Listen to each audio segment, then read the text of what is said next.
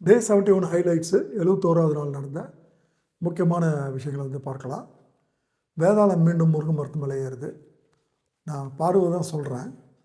என்ன தான் பார்வை திருத்த நினச்சாலும் திருத்த முடியாது.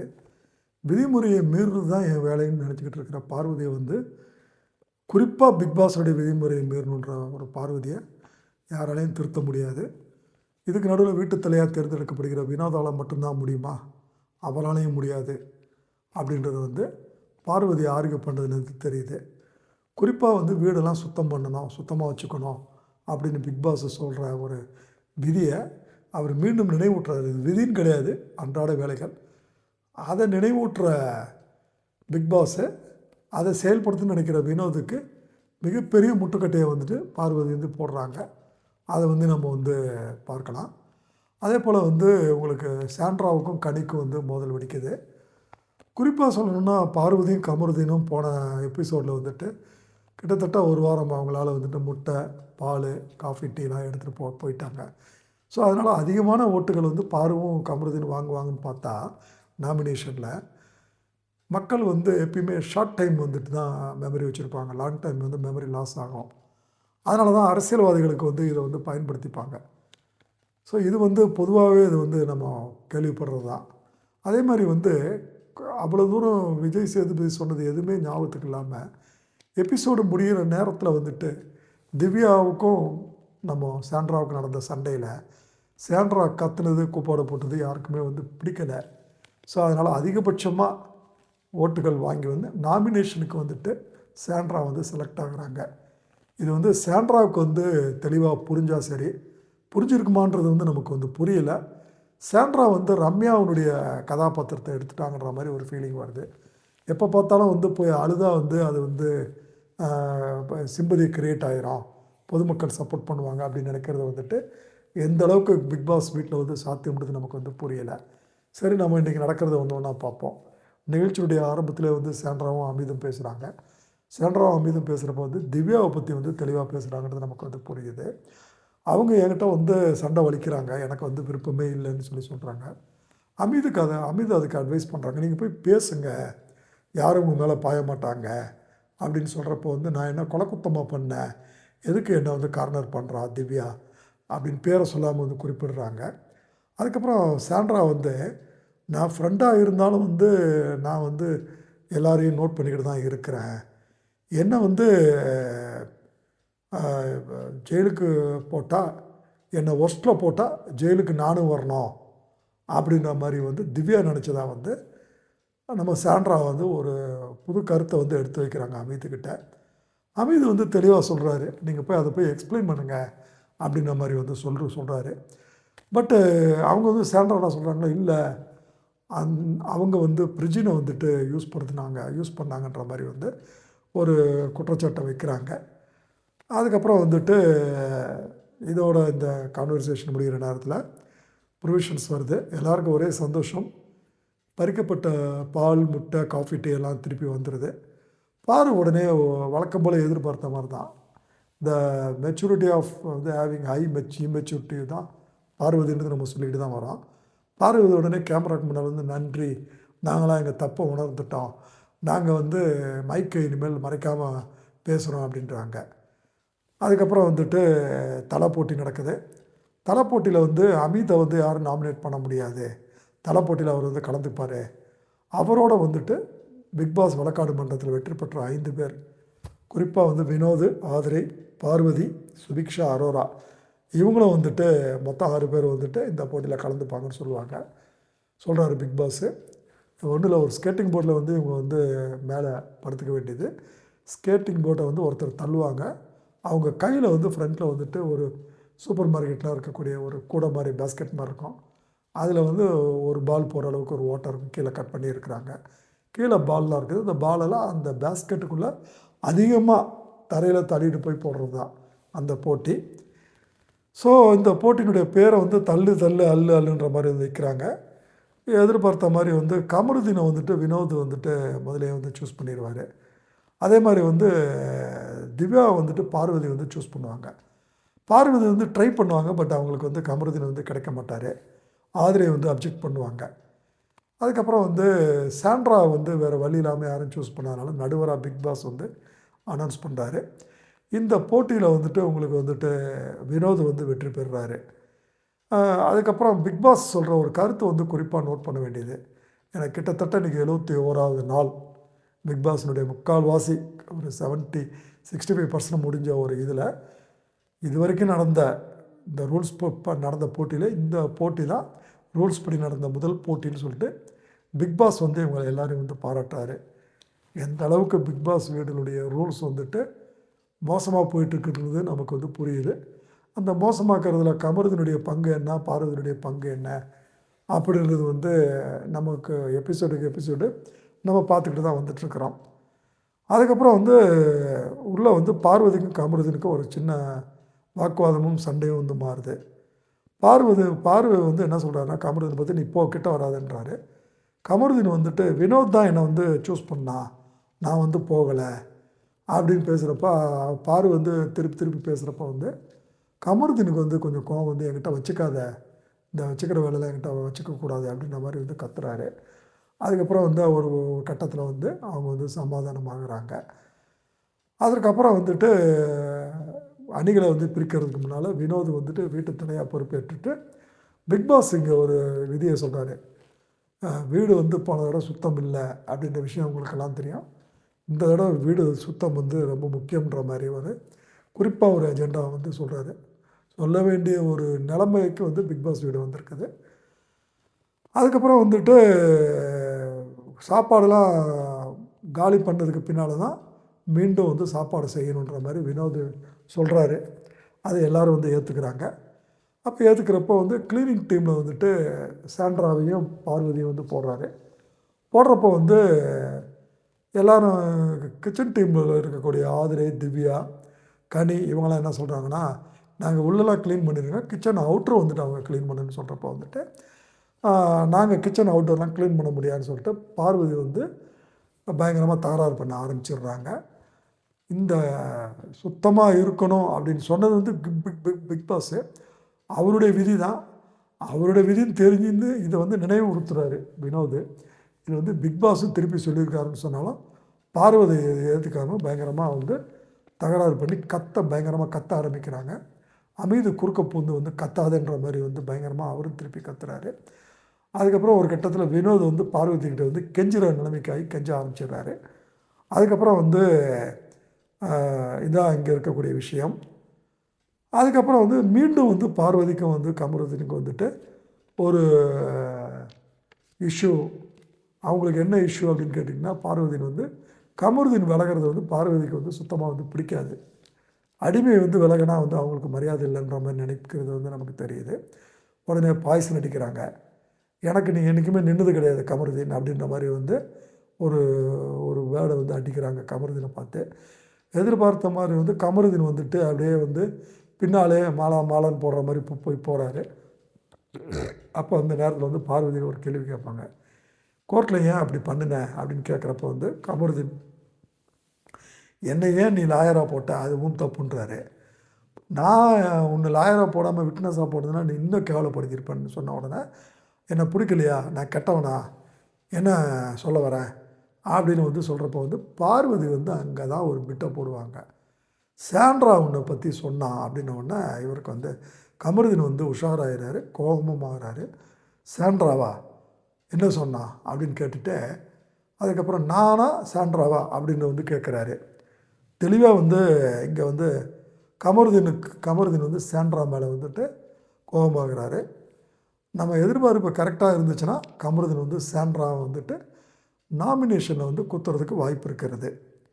சரி, இதுக்கு நடுவில் வந்து உள்ள லிவிங் ஏரியாவில் கொஞ்சம் லிவிங் ஏரியா கிச்சன் நடுவில் கொஞ்சம் குப்பை இருக்குது. வினோத் வந்து கொஞ்சம் கெஞ்சி சாண்ட்ராவை கூப்பிட்டு க்ளீன் பண்ண சொல்கிறப்போ சாண்ட்ரா அதெல்லாம் நான் வேலை செய்ய முடியாது அப்படின்னு தெளிவாக சொல்லிடுறாங்க.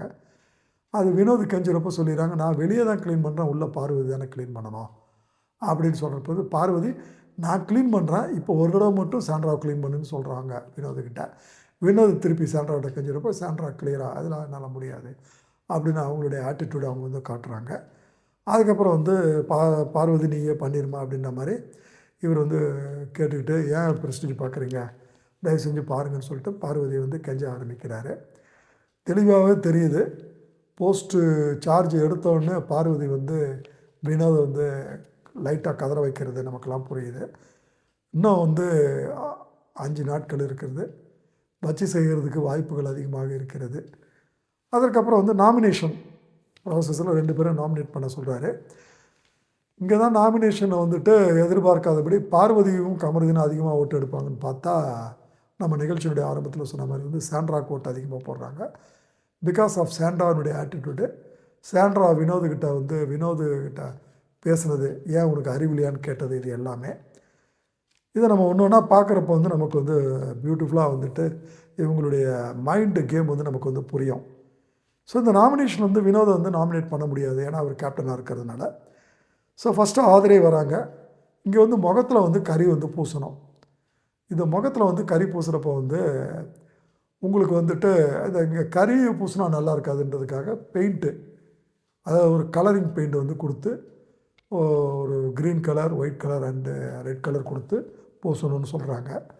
எந்த வீட்டை நான் ஃபினாயில் போட்டு க்ளீன் பண்ணுவேன், எந்த வீட்டை நான் சுத்தப்படுத்துவேன் உள்ளே வந்த சாண்ட்ரா, நான் சுத்தம்லாம் நீங்கள் நினைக்கிற மாதிரி பண்ண முடியாதுன்றது சொல்கிறத பார்க்க முடியுது. எந்த பார்வதியை நான் வந்து இது பண்ணுறேன்னு சொல்லிட்டு வந்த ஆள் இப்போ பார்வதி கூட சுற்றுறதும், பார்வதி வந்து அவங்கள டிபெண்ட் பண்ணி இருக்கிறதும் நமக்கு கிளியராக புரியுது. எந்த சாண்ட்ரா வந்துட்டு சுத்தமாக்கணும்னு வந்த சாண்ட்ரா வந்து எல்லா இன்மேட்ஸும் வந்துட்டு நாமினேஷனில் வந்துட்டு அதிகமான ஓட்டு வாங்கி அவர் முகத்தில் வந்து பூசுறது, முகத்தை அசிங்கப்படுத்துறது, அழுக்குப்படுகிறதுன்னு கூட சொல்லலாம். அது ஒரு சைக்காலஜிக்கல் இது தான். அதுவும் நமக்கு வந்து கிளியராக புரியுது. சாண்ட்ராவுடைய கதி வந்து அப்படியே நாளுக்கு நாள் டவுன் ஆகிட்டு வருது. இப்போ இந்த இதில் வந்துட்டு சாண்ட்ரா நாமினேஷனில் போகிறப்போ வந்துட்டு அநேகமாக அடுத்த வாரம் வந்து சாண்ட்ரா வெளியே போகிறதுக்கு வந்து ஒரு வாய்ப்பு இருக்குதோன்றது வந்து நமக்கெல்லாம் வந்து ஒரு ஃபீலிங் ஆகுது. ஸோ ஆதரே வராங்க. ஆதரே வரப்போ வந்து சாண்ட்ரான்னு சொல்கிறாங்க, அமீதுன்னு சொல்கிறாங்க. அதுக்கப்புறம் வந்து கமருதீன் வரப்போ வந்து சாண்ட்ரா அண்ட் எஃப்ஜேன்னு சொல்கிறாரு. கமருதீன் வந்து சாண்ட்ராவை சொல்கிறதுக்கு வந்து காரணம் இருக்குது. ஏன்னா வந்து சாண்ட்ரா வந்து ஒரு விஷயம் சொன்னதா, பார்வதி வந்து பாய்சன் அடிச்சிருக்காங்க கமருதீனுக்கு, அது நமக்கு தெளிவாக புரியுது. அதுக்கப்புறம் வந்து பார்வதி சொல்கிறப்போ வந்து கனியும் வந்து ஆரோராவும் சொல்கிறாங்க. அவங்க வந்து முதல்லேருந்து பிகினிங்லேருந்து கனி வந்து சாப்பாடு விஷயத்தில் போட்டு கைக்குள்ளே போட்டுட்டாங்கன்னு சொன்ன அந்த ஒரு கோபம் இருக்குது. அரோரா வந்துட்டு கம்ப்ளீட்டாக வந்து எக்ஸ்போஸ் பண்ணுறது, அரோரா பயங்கரமாக டெவலப் ஆகிட்டு வர்றது வந்து பார்வதிக்கு சுத்தமாக பிடிக்கலை. மோரோவர் வந்து கமருதீனோட ஒரு பீரியடில் வந்துட்டு பிரதர்லியாக வந்துட்டு அவங்க பழகிறது, அவங்க தப்பாக நினச்சிக்கிட்டு அரோரா வந்துட்டு மேலே இருக்கிற கோபத்தை காட்டுறாங்கிறது நமக்கு புரிஞ்சிக்க முடியுது. அதுக்கப்புறம் வந்து கனி வந்து பேசுகிறப்போ வந்துட்டு சாண்ட்ரா வந்து நாமினேட் பண்ணுறாங்க. நமக்கு கிளியராகவே தெரியுது கனிக்கும் சாண்ட்ராவுக்கும் வந்து, ஏன்னா சாண்ட்ரா வந்து கனியை வந்து ராஜா மாதாவாக நினச்சிக்கிட்டு வந்துட்டு அதெல்லாம் சொன்னது. அதுக்கப்புறம் அந்த போட்டிகள் உள்ளுக்குள்ளே ஒருத்தருக்கு ஒருத்தர் ஆகாது, 2 பேருமே சீனியர், அதனால் அந்த விஷயமும் நமக்கு வந்து புரியுது. அதுக்கப்புறம் வந்து கனி வந்து கமருதீனை வந்து சூஸ் பண்ணுவாங்க. அதுக்கப்புறம் வந்து விக்ரம் வருவார். விக்ரம் வந்துட்டு அவர் சூஸ் பண்ணுறப்போ வந்து எஃப்ஜே வந்து சூஸ் பண்ணுறாரு, பார்வதி வந்து சூஸ் பண்ணுறாரு. அதுக்கப்புறம் வந்து சுபிக்ஷா வந்துட்டு வராங்க. சுபிக்ஷா சூஸ் பண்ணுறப்போ வந்து எஃப்ஜே வந்து சூஸ் பண்ணுறாங்க, சபரி வந்து சூஸ் பண்ணுறாங்க சுபிக்ஷா. திவ்யா வரப்போ வந்து அமீதை வந்து சூஸ் பண்ணுறாங்க. அது எதிர்பார்த்தது தான். வீட்டு தலையாக இருக்கிறப்போ கமருதீன் வந்து இவங்களை அசிங்கப்படுத்துகிறப்போ சப்போர்ட்டும் பண்ணலை, அது தட்டியும் கேட்கல, அந்த கோபம் இருக்குது திவ்யாவுக்கு. அது மட்டும் இல்லை, அவங்க இன்னொரு ஆளாக வந்து சாண்ட்ராவை வந்து நாமினேட் பண்ணுறாங்க. அதுக்கு 2 ரீசன். ஒன்று, அந்த கமருதீன் திட்டுறப்போ சாண்ட்ரா ஸ்பாட்லேருந்து இவங்களுக்கு வந்து சப்போர்ட் பண்ணலை ஒன்று. 2வது விஷயம், நேற்று நிகழ்ச்சியினுடைய இறுதியில் வந்துட்டு சாண்ட்ரா வந்து திவ்யா கிட்ட வந்து பயங்கரமாக வந்து தகராறு பண்ணி பிரச்சனை பண்ணது. ஸோ இது நமக்கு புரிஞ்சிக்க முடியுது. அதுக்கப்புறம் வந்து சாண்ட்ரா வராங்க. சாண்ட்ரா வரப்போ வந்து எஃப்ஜே வந்து சொல்கிறாங்க, இது வந்து அவங்க வீட்டுக்காரர் வந்துட்டு பால் ஊற்றுறது அப்படின்ற விஷயத்தை வந்து பேசுகிறப்போ வந்து எஃப்ஜே வந்துட்டு அந்த இவங்ககிட்ட வந்துட்டு வீட்டு தலையாக இருக்கிறப்போ வந்து சண்டைக்கு வந்து போவார்.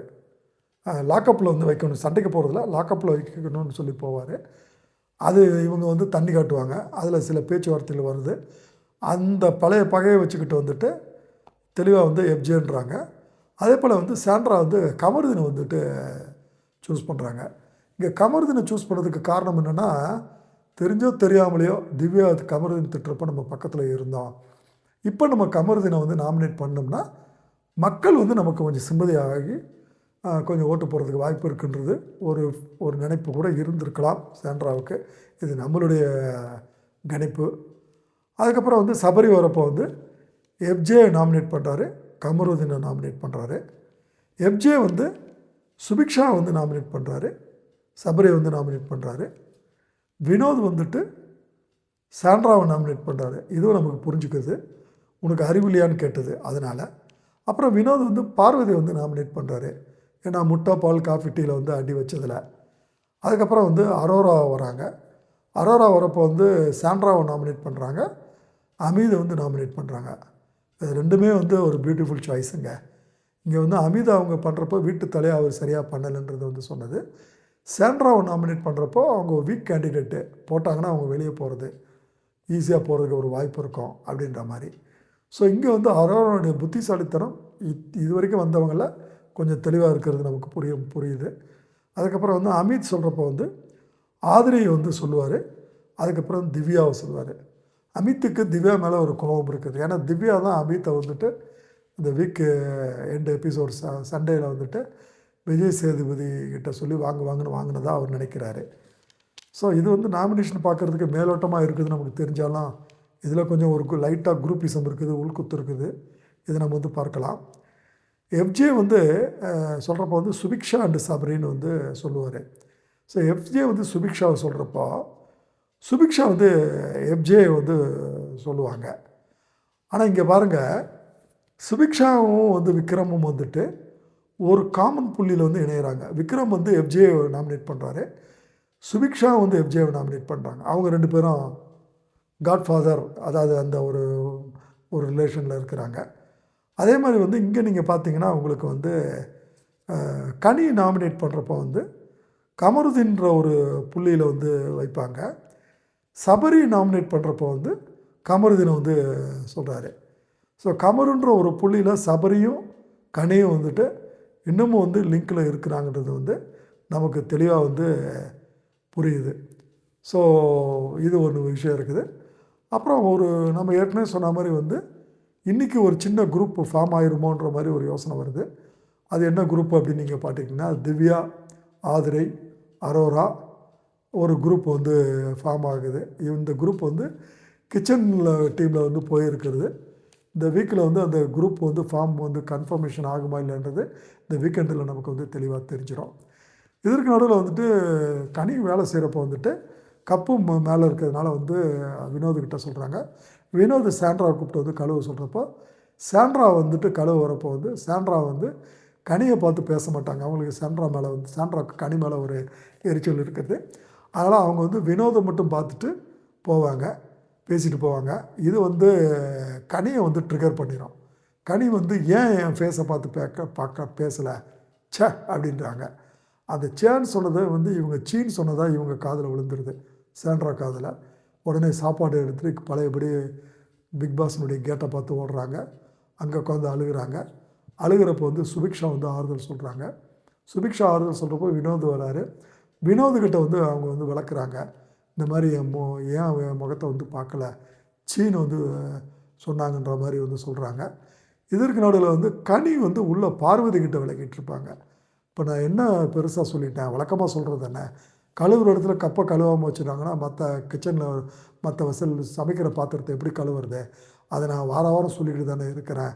இவங்க வந்து இப்போ அதை நான் வந்து சொல்கிறேன், இவங்க வந்து வரப்போ வந்து என்கிட்ட மூஞ்சி கொடுத்து பேசாமல் வினோதுக்கிட்ட வந்து போகிறது வந்து எந்த விதத்தில் ஒரு மேனர்ஸு, எந்த விதத்தில் ஒரு டீசன்சி, அதனால தான் நான் அவங்கள பார்த்து வந்து சே அப்படின்னு சொன்னேன் அப்படின்ற மாதிரி வந்து விளக்குவாங்க. ஸோ இங்கே மோதல் வந்து இப்போ சாண்ட்ராவுக்கும் கனிக்கும் வந்து மோதல் வருது. இப்போ சாண்ட்ரா வந்து ஒருத்தர்கிட்டே வந்து இது பண்ணி மோதுற மாதிரி தெரியுது. அதுக்கப்புறம் அதை சமாளிக்க முடியாமல் போய் அழுகிற மாதிரி தெரியுது. ஸோ அழுகிறது வந்து அவங்களுக்கு சிம்பதி வாங்கி கொடுக்குமா மக்கள்கிட்ட, பார்க்கலாம்.